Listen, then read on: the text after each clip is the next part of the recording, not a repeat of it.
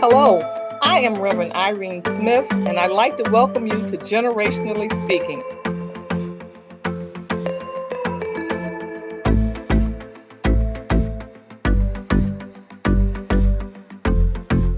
Here at the table, we come and we discuss life issues, no matter what they might be. As we sit at the table with each generation, we all learn, we all grow, we all are inspired.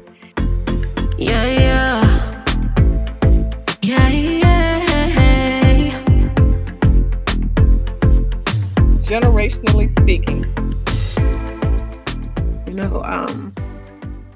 So we continue to try to get him stable and get him on a regimen or some type of routine. But he would meet this young lady and they would have a relationship. And in December of that year, 2012, his son was born. Mm.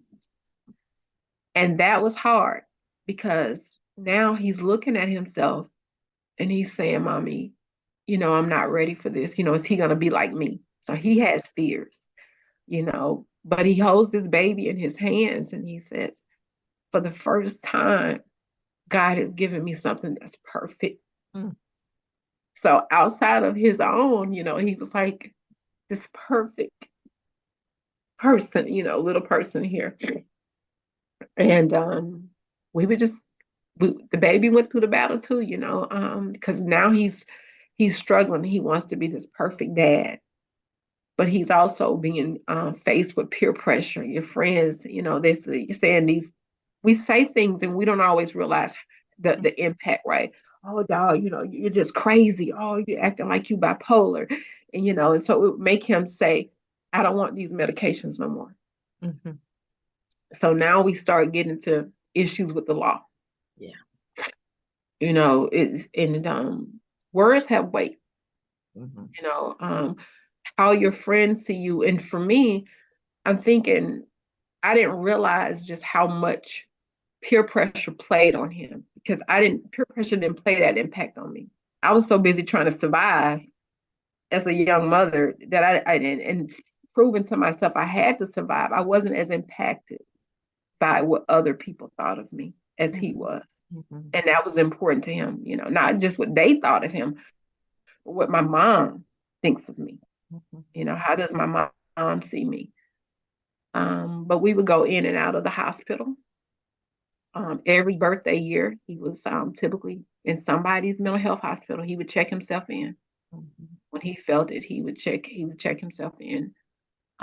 Different medications, and he would now, him and that same young lady, they would now conceive a second child. And this second child was born in 2015. But Quintus was arrested in September of 2014. For him and the girlfriend, they had gotten into it. He had a stay away warrant from a previous encounter that she and him had. And he would go to the house and to keep the baby. And the judge said, you can't go there. Mm-hmm. But he went anyway because she said she needed someone to keep the children while she goes to work. But they would, same old arguments. They always argued, just oil and water, And he would be arrested. And he was arrested, like I said, September 19th, 2014, he was arrested. And in November of 2014, the courts would declare him mentally incompetent.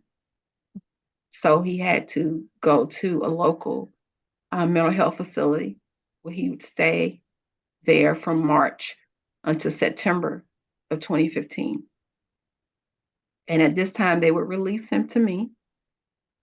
And Quintus had not seen my mom, and him and my mom had a strong relationship, you can only imagine, because she really helped raise him. But she was sick, and we didn't know how sick she was. And she would come to visit me that Thanksgiving weekend where she would die in my home. And I had been traveling to Alabama visiting my mom, and we were told on November 9th that she had 6 months to live. But she died 19 days later at my home.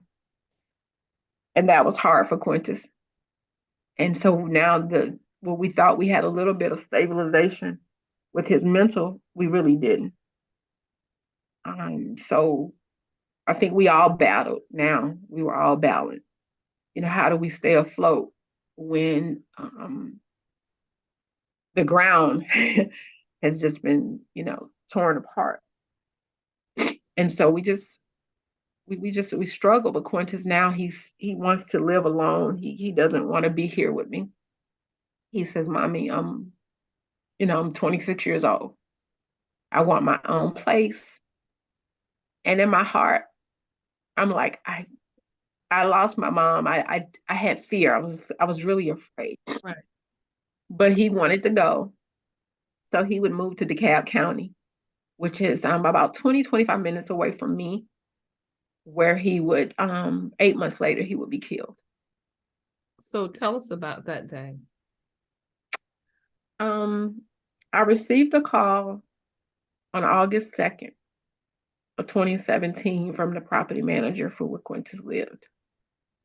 And I was told that Quintus was acting really bizarre. And it wasn't normal because that wasn't the Quintus that they knew. Mm-hmm. And that Quintus had tried to run over the property manager with a car. And I'm like, what? And it's like, yes, he said, we're going to have to get some type of control because we can't have him over here like this. So at that point, I started trying to call Quintus because I'm at work and I'm trying to understand what's going on. And I couldn't get him. He wasn't answering. So I decided to call the court system because he was already on probation through the mental health court. And I'm trying to get understanding, like, what can I do? Because obviously he's not on his meds. We need to get him back on his medication. I had a brief conversation with the attorney. After that, he was going through a local mental health program under Viewpoint Health. And I called them and I talked to the director and I explained to her what I had received. And she says, that's not Quintus. That's not him. I'm going to get someone out there to go see him. So now I get it in motion. I leave work. By the time I get to Quintus, it's now 5:00. He wasn't home. And I refused to come back to Conyers and not have talked to him. So I leave the apartment complex. I go up the street to a local store and I waited. Finally, he calls me and he asks me where I am. I told him I come back to the apartment complex, and he comes downstairs to meet me in the parking lot area, and he sees me and he gives me this big smile. He had the most beautiful smile. He gives me this smile, and he gets in the car and he starts crying. And I'm now trying to figure out, okay, be careful because you got to be able to get out of him what you need to know. Right. I didn't realize at the time though that the police had been called out there at 1:00 that day. So it had heightened his paranoia. So when I couldn't calm him, it was different. I couldn't figure out why couldn't I bring him back down. Because typically when you have people who have mental health issues, they have triggers. Mm-hmm. They have something that turns them on, something that'll turn them off. Typically I would be the thing that bring him back down, but I couldn't get him down. And he would tell me how the police wanted him dead, and that and I'm asking him, like, what are you saying, and he's like, yeah, they just want me dead. And then that conversation shifts, and that's not abnormal either for someone who's schizoaffective. So now the conversations are going back and forth. So I finally get him calm enough to say to him, we need to go to the doctor. We got to get back on the meds, because if we don't, I'm afraid. Mm-hmm. And he asked me, what was I afraid of? And I said, I was afraid that he would end up in the hospital, jail, or dead. Mm-hmm. I would leave him that evening at 6:30. He hugs me, he gives me a kiss.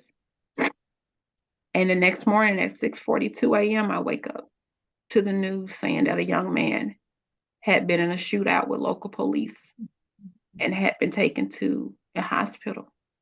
At this time, they had not announced that he was deceased. So I'm calling because in my mind, I know that's him. I recognize the apartment area. My husband is asking me, how do you know? I'm like, no, that's him. So I'm calling. And, and I jumped in my car.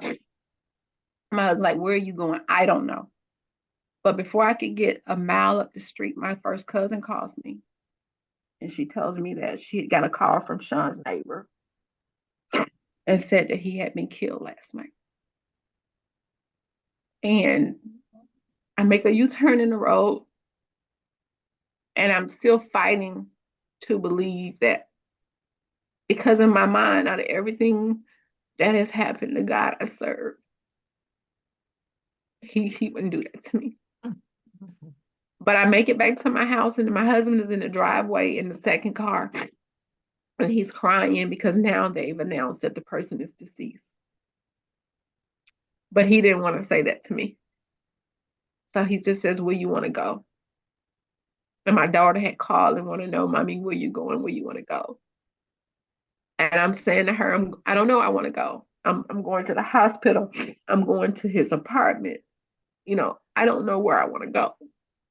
And we're driving down 20 West. And my daughter, she says the hard part. She says, Mommy, she says, Sean's dead. And I told her no. She says, Mommy, Mommy, he's dead. But I still couldn't accept it. So we go to the hospital.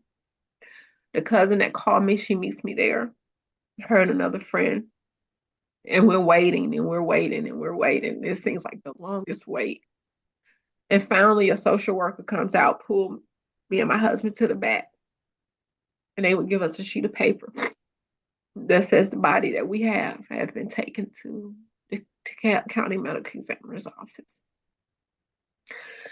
So we leave in a call the medical examiner's office, and I told him that I wanted to make a positive identification on my son, who I was.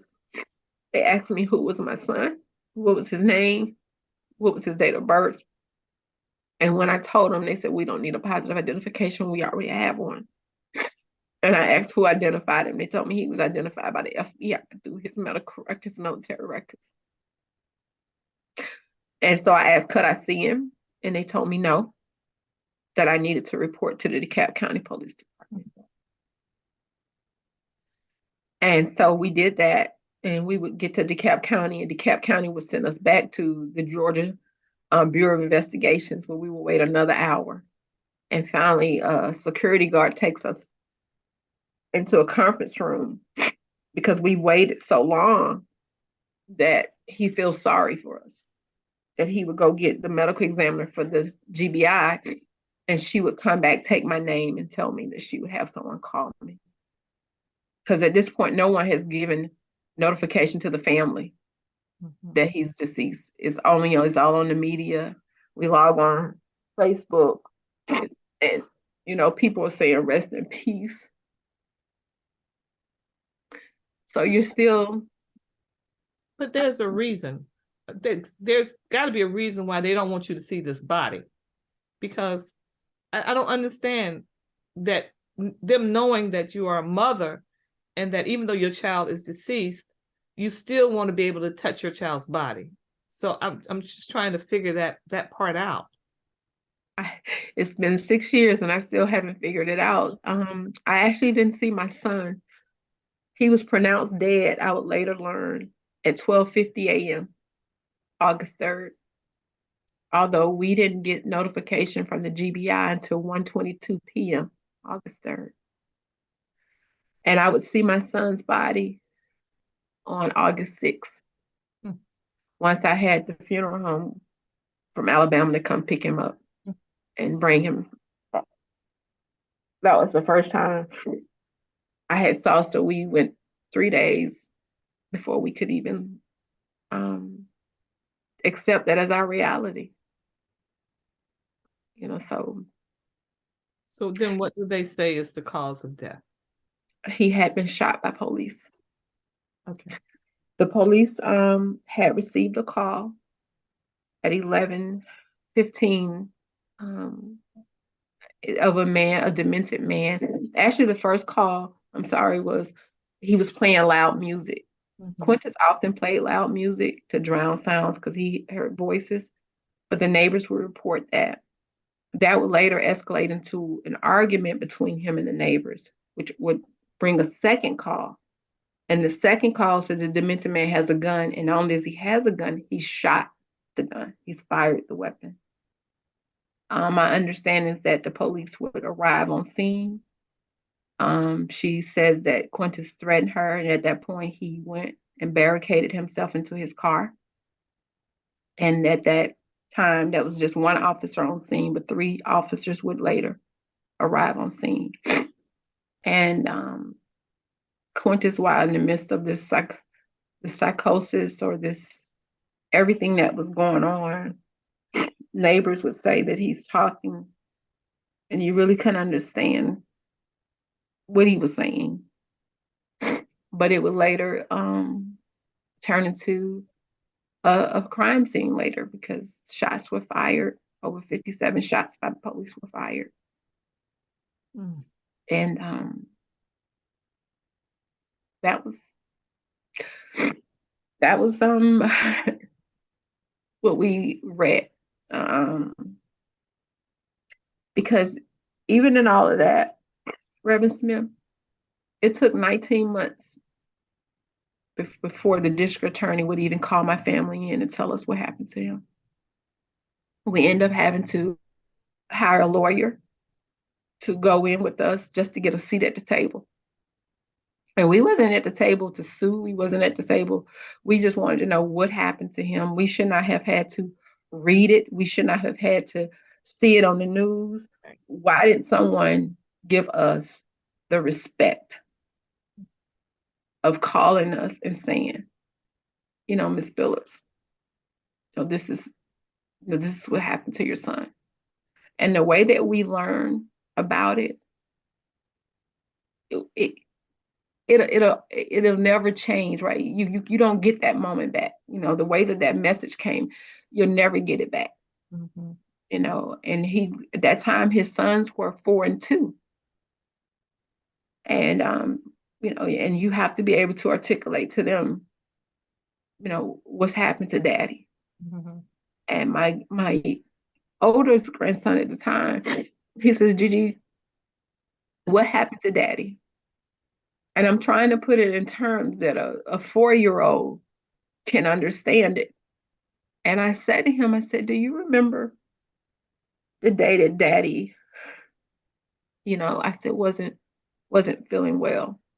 And Gigi was there and he was crying. And he said, yes. I said, well, daddy was having a moment and the police couldn't. And I said, that's what happened to him. And he looks at me and he says, but Gigi, you didn't kill him.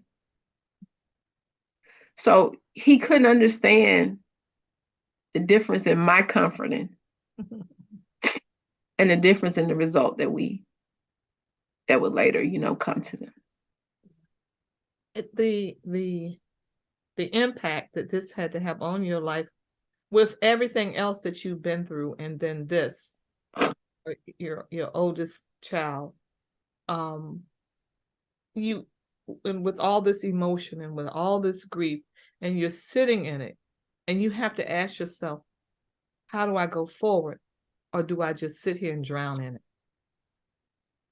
it? Right after Quintus was killed in 2017, I was slated to have my mammogram, and I didn't go. 2018, I didn't go. In January, I went, and in January, and in February, I learned that I had breast cancer. Wow. And I remember her calling me, and I'm bringing this point because you asked me, how do you move forward? I remember her calling me and saying to me that I had been diagnosed with cancer and that she wanted to have surgery immediately.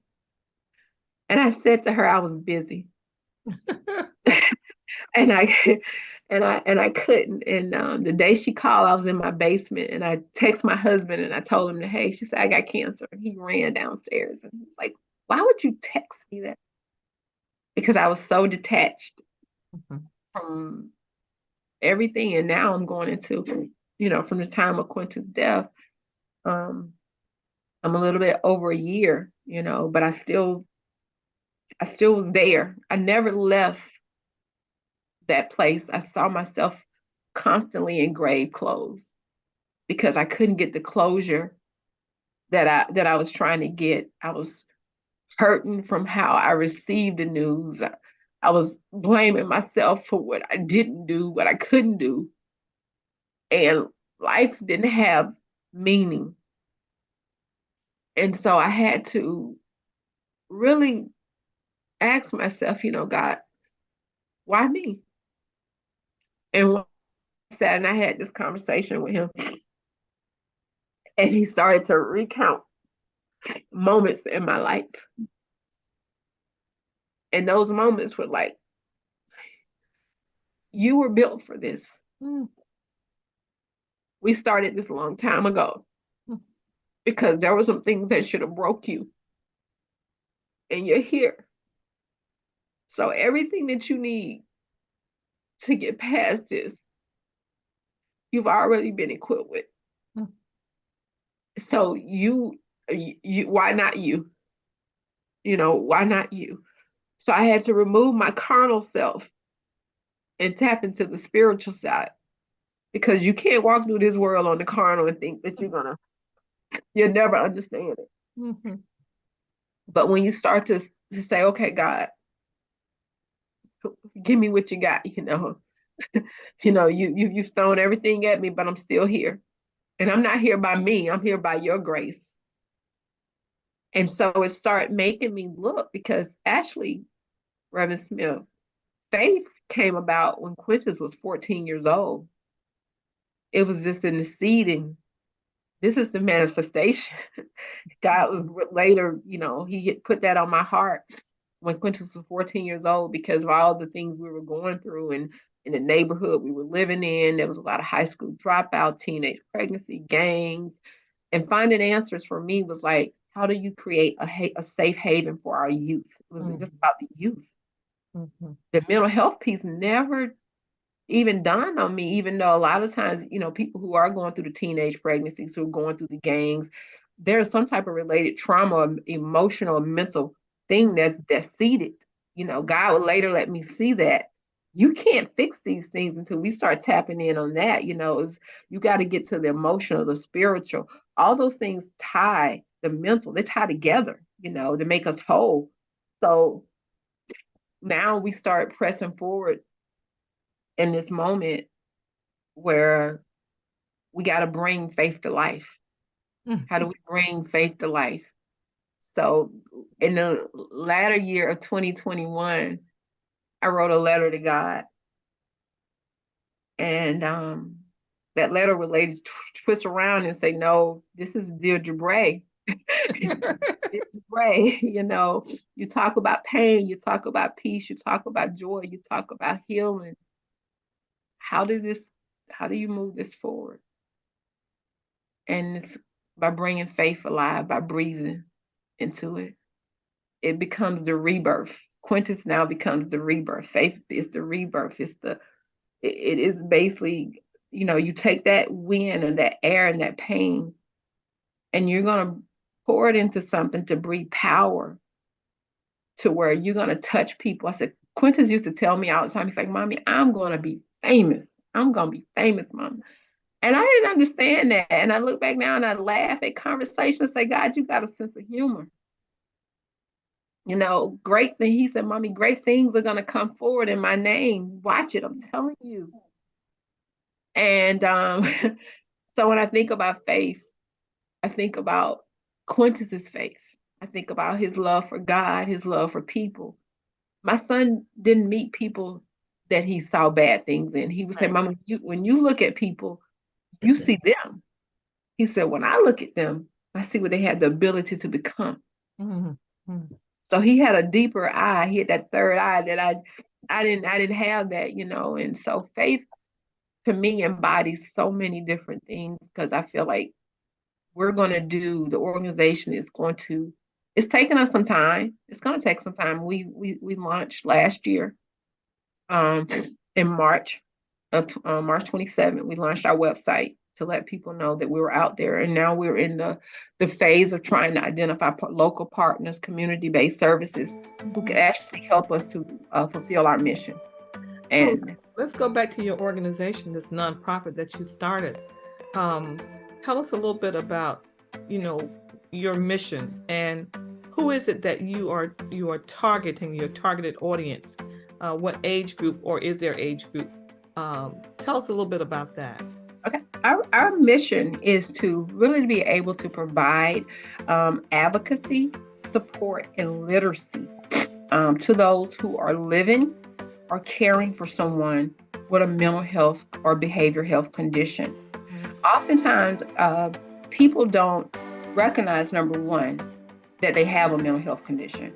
And when they do recognize or they know that they have it, it's many times is resources and money because mental health is expensive. It really is. And if you don't have the resources that you need to help you maintain, so that you can live a healthy and stable life, you're going to eventually either fall into homelessness, because a lot of people that are experienced, they're homeless, and they're our veterans who've gone and served this country for us so that we could have a better place to live, but they're on the streets, or you have those people who were diagnosed and they don't have the support, they don't have family support, or they don't know how they can go about identifying resources within the community that says, hey, this is where you can get your care and it's discounted, or this is where you can go and get your medications and it's discounted. So we want to be an organization that stands in the middle of that to say, hey, well, let's connect you to the right places. If you're eligible for any type of social services, we want to work with them to help them identify where these are social services and how can we get you started? How can we get you from living under a bridge or from a side of the street into a home, an apartment somewhere? Because you don't have to live like this.